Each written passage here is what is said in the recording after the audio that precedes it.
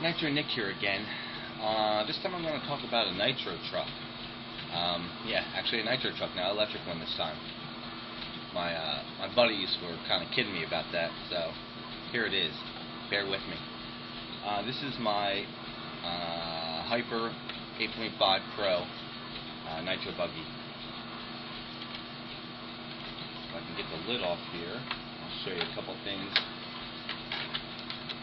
that I've done. As you can see, the paper towel in the tank, I winterized the truck because I don't use it during the winter time by emptying the fuel tank, spraying a little degreaser and WD-40 in there, a little mixture, clean the tank out, blow it all through the lines, blow it out really well. You don't want to leave any fuel in the tank because it gets all nasty and gummy inside. Starts to ruin the motor and the fuel lines, especially the tank. This is my low-C 350 motor. It's a 21 motor from low-C, bump style, so there's no pull start on the back. We want to have high torque servos on these buggies.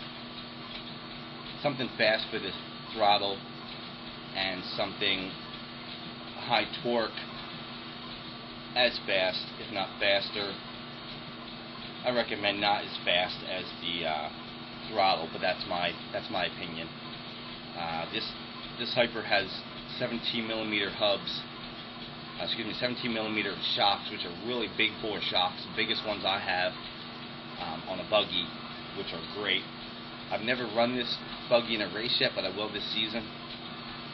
As far as winterizing also, you want to put after run oil inside the engine, keep that from gumming up, and service everything. WD-40 around to all the joints, all the areas that move, that are metal, that are rubber.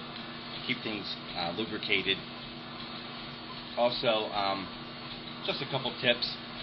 When running your nitro, you want to have a temp gun. Keep an eye on the motor. Make sure it doesn't get over 270 degrees. I recommend to fire the engine over the dynamite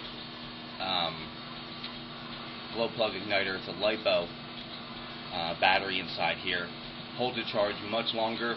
You don't have to charge up the battery as often as you would with a nickel metal.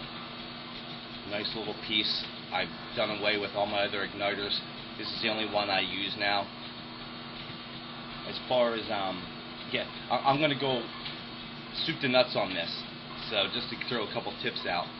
These are a couple different controllers I have. The Spectrum controller, 2.4 gigahertz, and then the lower end manual settings.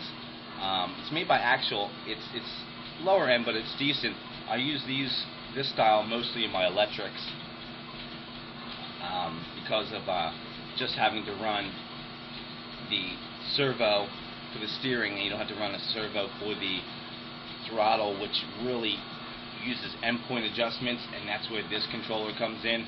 I recommend running this style controller, 2.4, with a lot of presets for endpoint adjustments on a Nitro vehicle, because you do have throttle endpoint, where how far the carburetor opens up.